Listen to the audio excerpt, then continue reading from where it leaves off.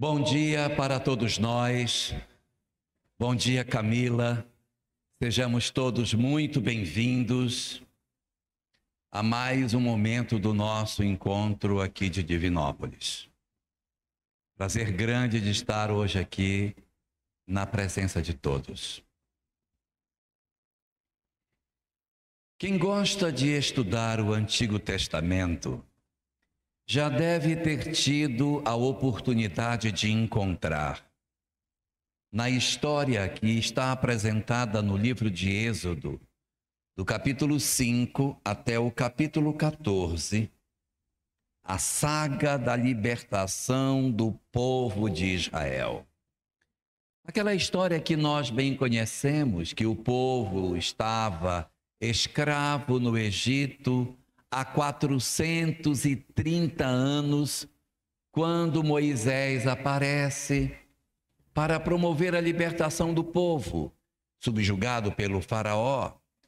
O faraó então determina que o povo não sairia, o povo era escravo do Egito, então evidentemente não fazia muito sentido que os escravos fossem libertados. Em função da negativa do faraó, começa uma sequência de pragas assim chamadas, as 10 pragas do Egito, em que o faraó experimenta o sofrimento sobre seu povo e depois desse experimento o faraó diz que vai libertar o povo e quando pensa-se que o faraó vai libertar, o faraó volta atrás, não vou libertar não. E o povo continua escravo. Acontecem mais pragas, o faraó diz, não, agora se parar a praga eu solto vocês. E novamente a praga é suspensa, o faraó diz que não vai mais libertar o povo e a condição se perpetua. E ocorre durante esse fenômeno 10 pragas diferentes.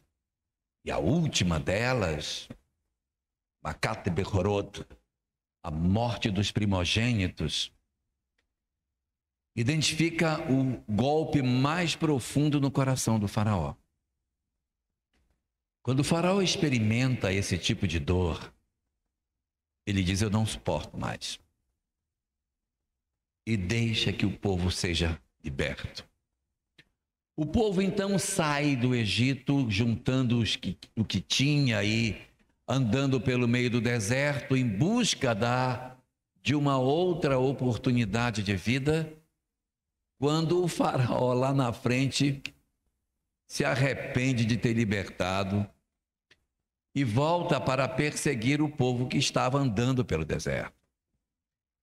Daí conta a narrativa bíblica que o povo estava marchando pelo meio do nada, tendo deserto à sua esquerda, deserto à sua direita e na frente o mar.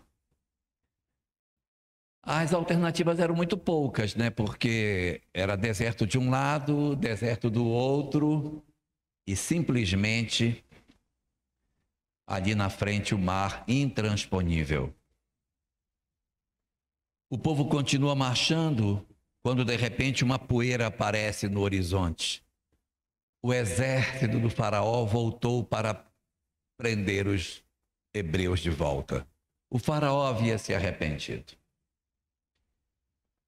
Então o povo se desespera, porque agora a situação piorou, não é? Era deserto à esquerda, deserto à direita, o mar à frente e o inimigo na retaguarda para me prender.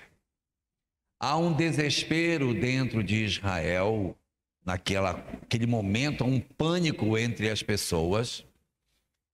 E nesse momento, Moisés se retira e conta o texto bíblico que ele diz, Senhor, o que eu faço? O que eu digo ao povo? Porque nós estamos sem alternativa. Há deserto à esquerda, deserto à direita, e o mar à frente, e o exército do faraó na retaguarda. o que eu digo ao povo. E a voz com a qual Moisés se comunicava diz para ele: diga ao povo de Israel que marche. Diga ao povo de Israel que marche. Marche para onde, meu Deus? Marche na direção do mar, do intransponível. E quando o povo chega nas margens do mar, o faraó já se apontando para alcançar o povo, Moisés, então, segundo o texto bíblico, bate o cajado. O mar se abre. O povo atravessa. E quando o exército do faraó entra, o mar se fecha.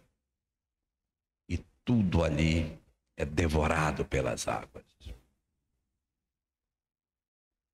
Essa história não tem nada a ver com o que a gente tem para falar hoje. Tem nada a ver. Não teria nada a ver se a cabala judaica não nos trouxesse reflexões metafóricas sobre todas essas questões.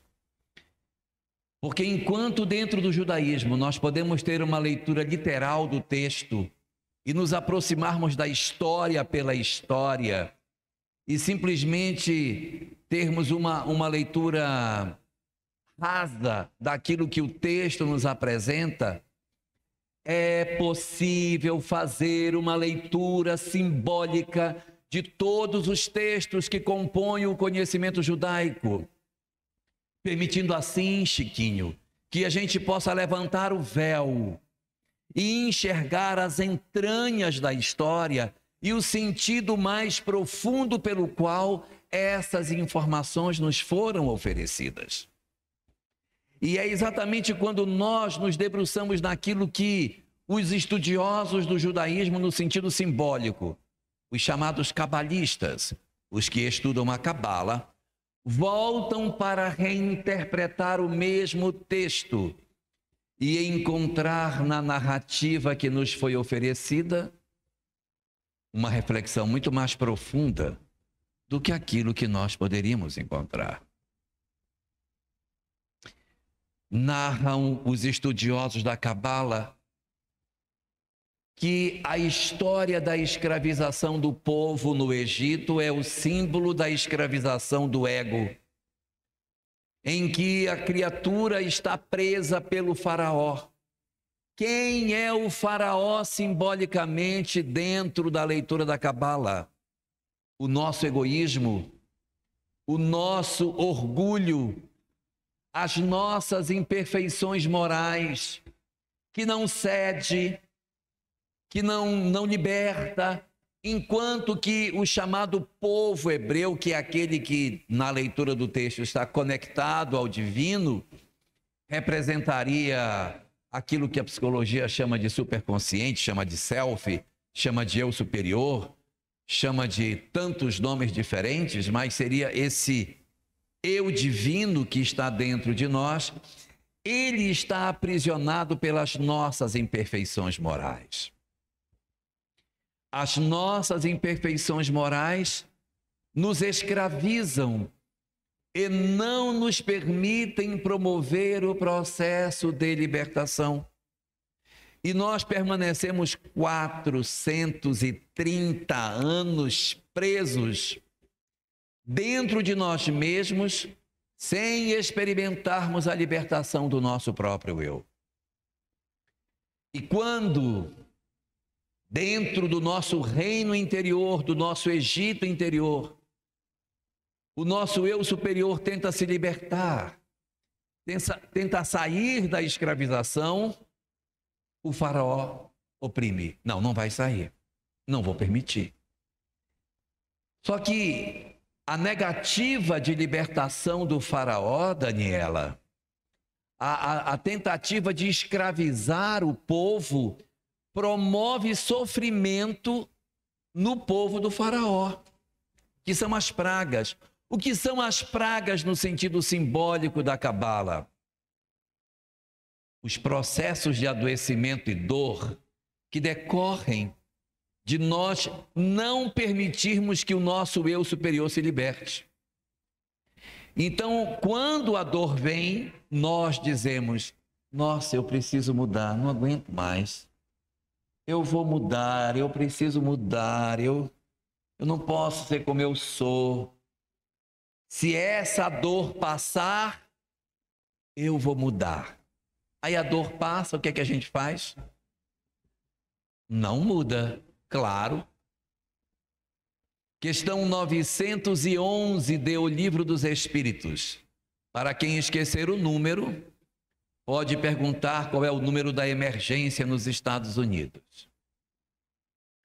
Questão 911 do Livro dos Espíritos diz o seguinte: que muitos de nós dizemos que queremos que as nossas vidas mudem, mas ficaríamos muito satisfeitos se elas permanecessem como são.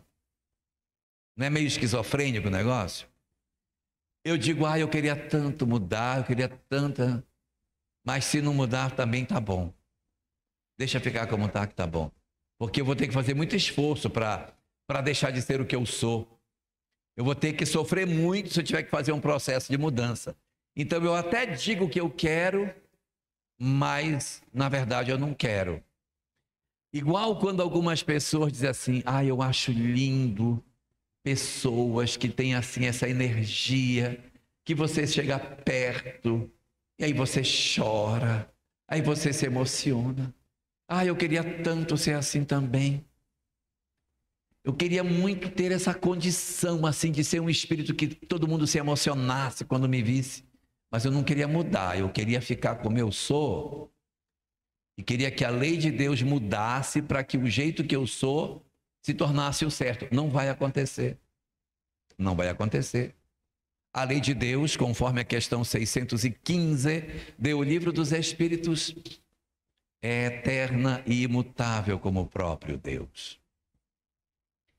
É preciso que nós façamos o nosso processo de mudança, que nós experimentemos a transformação das nossas vidas, para que aconteça a libertação de nós próprios do jugo que o egoísmo, que o poder, que o orgulho exerce sobre nós e que não permite que nós experimentemos a felicidade. Às vezes a gente até quer perdoar alguém. Às vezes nós queremos perdoar os outros e dizemos: queria muito perdoar fulano, sabe? Eu acho que seria bom se eu perdoasse. A gente recomeçava a vida melhor, tirava essa mágoa do meu peito. Mas quando eu penso que eu vou ter que perdoar aquele miserável que me fez tanta raiva, deixa ficar como está mesmo, deixa ficar com raiva mesmo. Eu vou ficar cheio de caroço, cheio de problema de saúde, com todo tipo de coisa, urticária nervosa, herpes zoster, problema de doença autoimune, desequilíbrios na tireoide, gastrite, um monte de ite, mas eu não vou mudar. Esse é o nosso movimento de ida e vinda que o faraó faz. O faraó diz: eu vou mudar, mas aí o faraó retorna. Daí o faraó diz: agora não, com essa praga agora eu vou soltar. Eu prometo. Então beleza, recolhe a praga, retira a condição de sofrimento. Daí a criatura volta a ser aprisionada novamente. Isso vai acontecer várias vezes.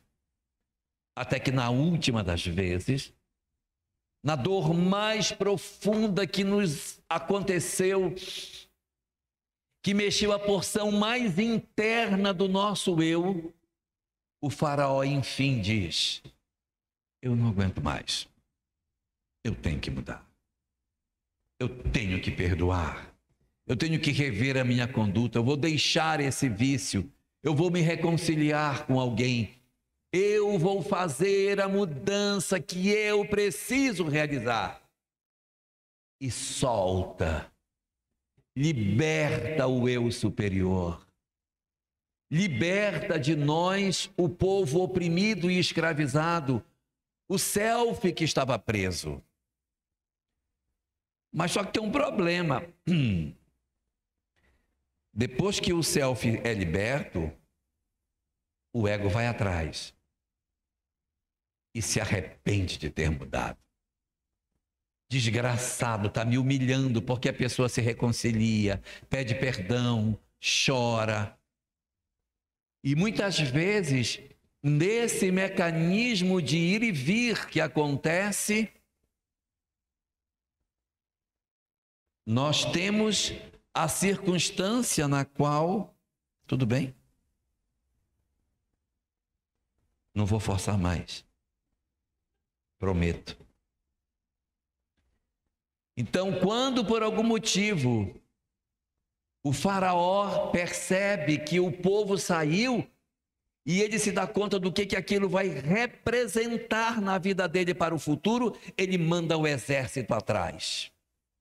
O exército tem que tomar de volta a posse e voltar a escravizar o ego, o eu, para que não se possa ter a libertação.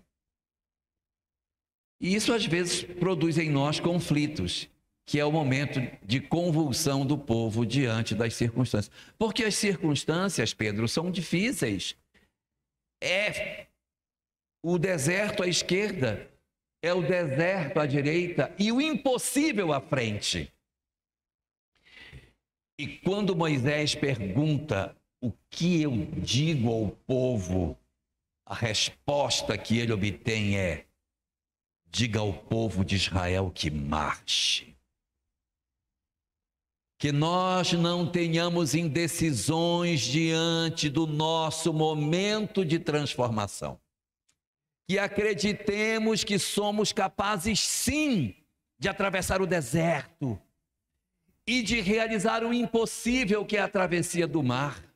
Quem poderia imaginar que o mar pudesse se abrir? Gente, isso aqui tudo é uma parábola, pelo amor de Deus. Não quero que ninguém ache que eu estou falando de maneira literal, que as águas se abriram e tal. Esqueçam a literalidade. Estamos falando de uma grande parábola. Então, quando o self chega ali naquele lugar, é preciso tirar a coragem para atravessar o mar.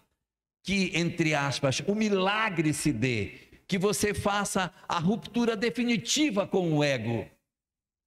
Eu preciso desse movimento para que eu consiga me libertar. Porque se eu não atravessar o Mar Vermelho, eu serei capturado por ele de novo. Eu volto para o cativeiro. Muitos de nós fazemos este movimento de tentativa de saída, e quando chegamos diante de grandes desafios, nós voltamos. Temos anseios de mudança, vontade de realizar a transformação, mas algo dentro de nós, como que nos impede de dar o passo decisivo de entrar, Mariana, no mar, acreditando que nós vamos chegar do outro lado, sem temor de que as águas nos cubram. Esse é o grande sentido metafórico que nós encontramos na travessia do Mar Vermelho. Na leitura metafórica, cabalística que os estudiosos fazem da libertação do povo do Egito. E tem uma coisa muito curiosa. Eles ficaram 430 anos.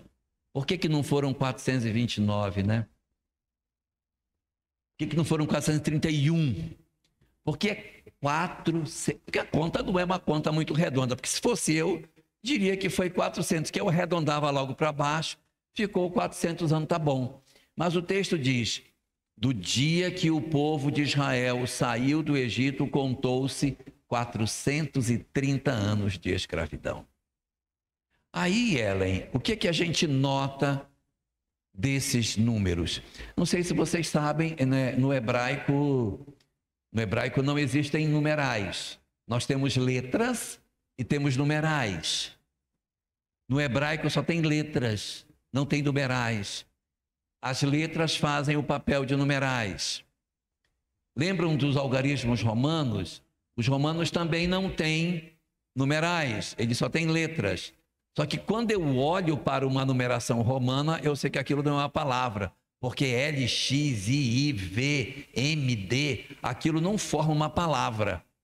Então, claramente, em latim, eu sei quando é número e eu sei quando é letra. Isso não acontece no hebraico, porque todas as letras são números.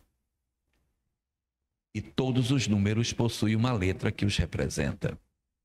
Isso significa dizer que quando eu leio um número, eu posso ler este número como uma palavra. Ou quando eu encontro uma palavra, eu posso lê-la como um número. Segundo os cabalistas, 430 é a numeração, se eu fosse somar as letras, do verbo ler. Ler, em hebraico, forma 430. Ler é o verbo que Deus teria dito para Abraão quando ele sai da Caldeia. Ele diz, ler, sai da tua terra, dos teus pais, e vai. Ler.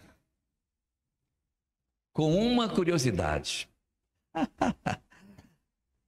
Quando Deus diz para Abraão, vai da terra dos teus pais para a Caldeia, para a Canaã, sai da Caldeia para a Canaã, ele usa a expressão ler lechá, que significa vai para dentro de ti. Mergulha no teu próprio eu. A Canaã, na verdade, não é uma terra física. É um espaço interior de libertação que existe no íntimo de cada um de nós.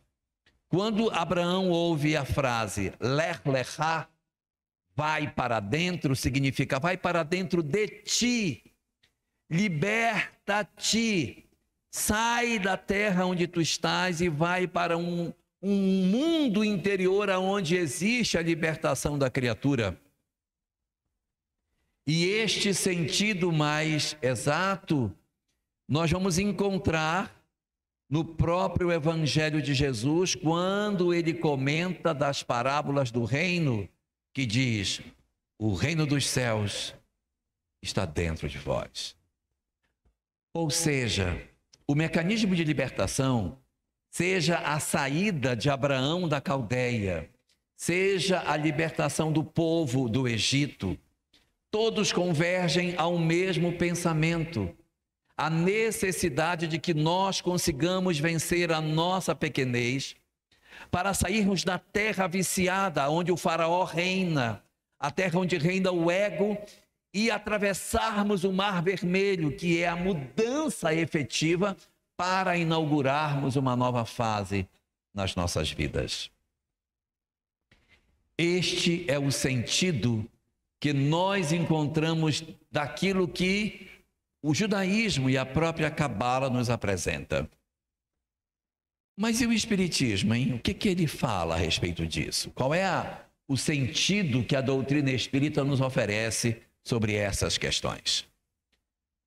Nós vamos perceber que na leitura que a doutrina espírita nos confere sobre esse mesmo assunto, há uma similaridade muito grande com esses contextos que a Cabala nos entrega.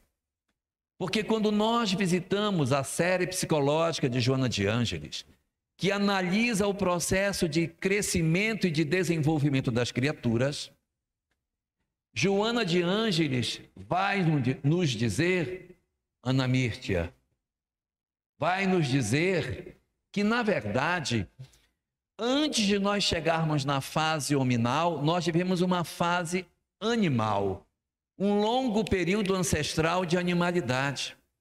E nesse período de ancestralidade, de animalidade que nós vivemos, nós tivemos que desenvolver determinados atributos importantíssimos para a evolução, chamados instinto. Se eu não desenvolver o meu instinto, eu vou morrer. O meu predador vai me comer, eu não vou saber procurar alimento. Eu tenho que desenvolver o meu instinto. Morder, usar a garra, me esconder, fugir para um buraco. Eu tenho que ter uma estratégia de sobrevivência que o período animal me dá. a nossa ancestralidade, nós viemos do ramo dos primatas, a nossa ancestralidade era viver em grupo e se defender com pedra, com pau, com mordida. Se alguém invadisse o nosso território, era assim que a gente reagia. E enquanto estávamos na condição animal, os mentores diziam: que maravilha, hein? Está desenvolvendo muito bem, ó. O instinto está ótimo, está mordendo bem, está sabendo bem se defender. Pegou um pedaço de pau que era mais duro, que ele pegou esse aqui que era meio quebradiço, ele jogou fora, pegou um outro que era de madeira de lei, só para dar na cabeça do seu agressor. Está ótimo ele, hein? Está um espetáculo. Por quê? Porque no período animal, nós somos dominados pelos instintos. E isso é virtude, porque indica evolução dentro da animalidade. Quando nós atravessamos a fronteira da animalidade para a chamada hominialidade, ou seja, alcançamos o gênero humano, quando nós chegamos nesse estágio evolutivo, é hora de nós aprendermos coisas que a gente ainda não sabia, ou seja, o instinto que nos ajudou até aqui, agora ele pode ser um embaraço para nós. Não que a gente vá abandonar o instinto, nós vamos cobrir o instinto com uma nova camada, que é a camada da razão. Quando eu era animal, que tinha um pedaço de carne, eu pegava aquele pedaço de carne, corria, me escondia numa árvore e ia comer sozinho, porque eu tinha que sobreviver. Muito bem, parabéns, animal, sobe na árvore e come sozinho. Quando eu me torno homem, eu trago essa experiência de comer escondido, de puxar só para mim. Isso faz parte da nossa herança, mas eu vou descobrir que isto não me fará mais feliz, que eu preciso desenvolver outros conhecimentos que o instinto não me dava. Então, até aqui, o instinto regeu as nossas personalidades. Desse passo para frente, nós temos que dominar a nossa personalidade através da razão. O instinto está lá, mas eu preciso agora uma nova camada para vencer esses processos. Quando a gente lança um foguete, não sei se vocês já viram, o foguete tem vários estágios. Tem um estágio, outro estágio. Esses estágios iniciais só tem combustível para tirar a gente da atmosfera. Quando chega lá em cima que o combustível acaba, ele não nos interessa mais. Ele já fez o papel que tinha que fazer. E é assim que o instinto vai se desenvolvendo. A gente vai até um ponto, ele não nos ajuda. Depois que você já venceu aquilo, ele não é mais quem nos governa. Quem nos governa é a razão. E todas as vezes que no período hominal, como os homens que somos, nós voltamos a nos comportar como animais, Joana de Ângeles diz que isso é um comportamento atávico. O que é um atavismo, Dona Ellen Menezes? Um atavismo é, na verdade, um comportamento viciado que eu tenho lá atrás e que eu estou vivendo ele como ser humano, que já não é mais necessário. Nós temos que vencer essa etapa. Então nós vivemos um período em que a gente está tentando vencer o instinto e encontrar uma nova verdade, mas há um período de muita confusão aqui, porque ora o instinto comanda, ora a razão comanda, e há um período de conflito em que as nossas emoções ficam muito perturbadas. Por quê? Porque eu tenho arroubos de virtude, mas o instinto me puxa para trás. Então, da saída do instinto até nós chegarmos num estágio mais avançado, nós passamos por um período de muito conflito emocional. Até que a gente supere esses conflitos. Durante esse período de grandes conflitos, os nossos atavismos precisam ser vencidos. Nós temos que vencer os atavismos. E como é que a gente vence atavismo? Eu não quero desestimular ninguém com o que eu vou dizer, mas como que a gente vence atavismo? Da mesma forma que a gente construiu os instintos.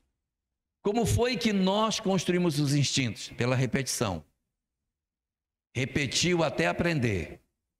Agora precisa se libertar do instinto. Como vou libertar? Repetindo até aprender.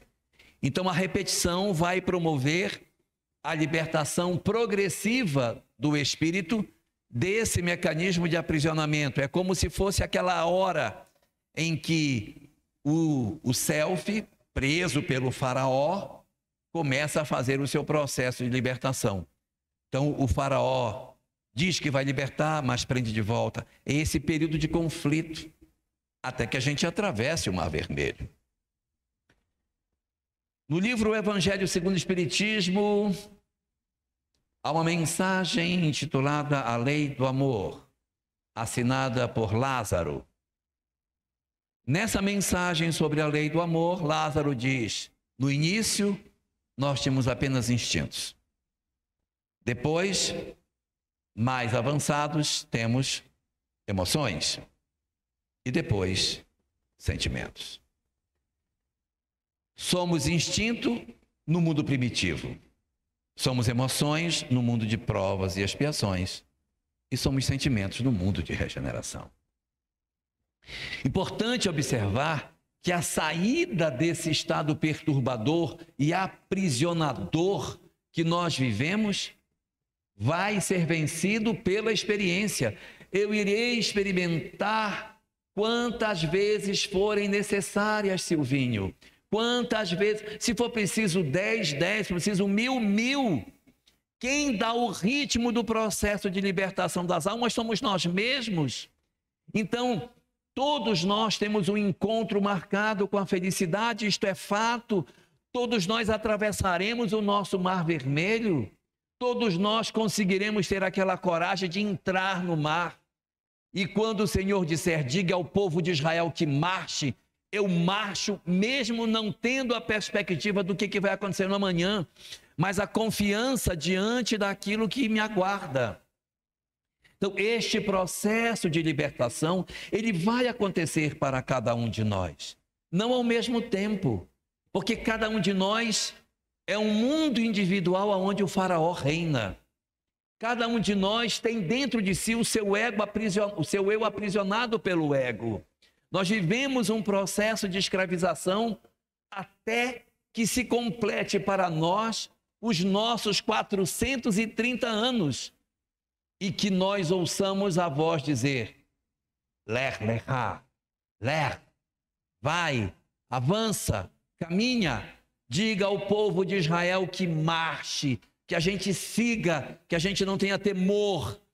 É este mecanismo que vai lentamente promovendo a transformação do eu e permitindo com que os conflitos existenciais que existem dentro de nós sejam vencidos. O que resulta de tudo isso? Resulta que da reflexão desses pensamentos, nós temos que aprender a respeitar as nossas próprias dificuldades de caminhar. Eu não posso entrar num processo neurótico de dizer, eu tenho que sair desta vida perfeito. Observemos que no Evangelho segundo o Espiritismo, capítulo 17, quando Allan Kardec se refere às características dos espíritas, ele diz, aquele que se esforça. Não diz aquele que tem, mas é quem está se esforçando. É quem está lutando, quem não desistiu de si mesmo, quem não se condenou à escravização e está jogado dizendo, eu sou escravo mesmo e eu vou ficar como escravo. Eu preciso encontrar o mecanismo de libertação da minha escravidão. Se eu sou conformado com as minhas imperfeições e digo, consigo não, não vou nunca conseguir isso não, tá. Fico assim mesmo. Então eu vivo na escravidão, eu vivo subjugado, eu vivo oprimido, mas eu não me movimento para me libertar. A Cabala diz uma coisa muito interessante sobre a escravidão. Ela diz que o escravo não é senhor de si mesmo, porque o escravo não se governa. Ele diz, eu fui ali porque o meu senhor me mandou. Eu voltei de lá porque o meu Senhor me disse para voltar. Mas ele mesmo não tem vontade.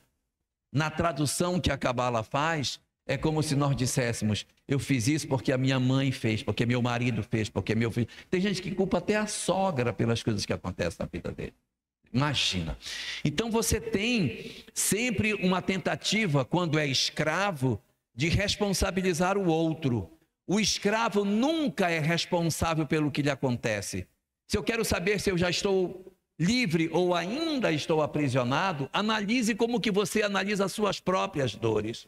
Enquanto você transfere para outrem a responsabilidade por aquilo que lhe acontece, Fabiano, enquanto você está transferindo para os outros a responsabilidade do que acontece com você, você é escravo. Você ainda não se libertou, você ainda não promoveu a sua libertação espiritual. Somente quando eu descubro, eu sou o responsável pela minha vida. Somente quando eu, analisando a minha própria história, digo: o que acontece comigo é porque eu permito que assim seja. Sou eu que determino na minha história esta leitura para a minha própria condição espiritual. Então, nós vamos ter as experiências que a gente precise. Precisamos ter paciência conosco e, ao mesmo tempo, desejo de mudança. São dois mecanismos: o mecanismo que nos impulsiona a nunca desistir de nós, e o mecanismo de dizer: eu estou fazendo o que eu posso, então eu aceito as imperfeições que eu tenho, eu reconheço as fragilidades que eu possuo, eu não posso tentar mascarar e me libertar sem verdadeiramente não ter sido conseguido, porque eu posso mentir para mim mesmo. Então o povo de Israel luta dentro da história para tentar a libertação até que o faraó liberte.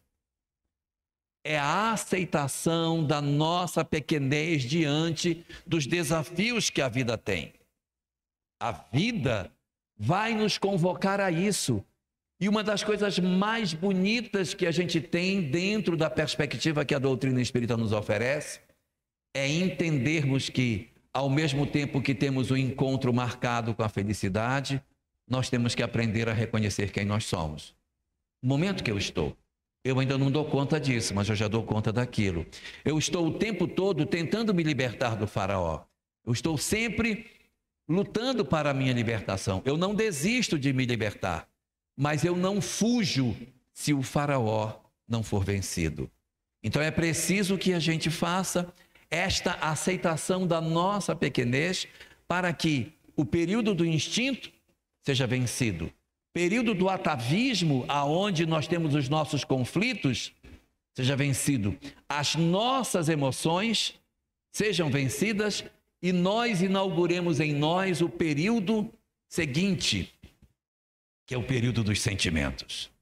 A doutrina espírita nos fala que o período que se seguirá ao período das emoções desencontradas é o período dos sentimentos superiores, que se assemelha muito com as características de um mundo de regeneração.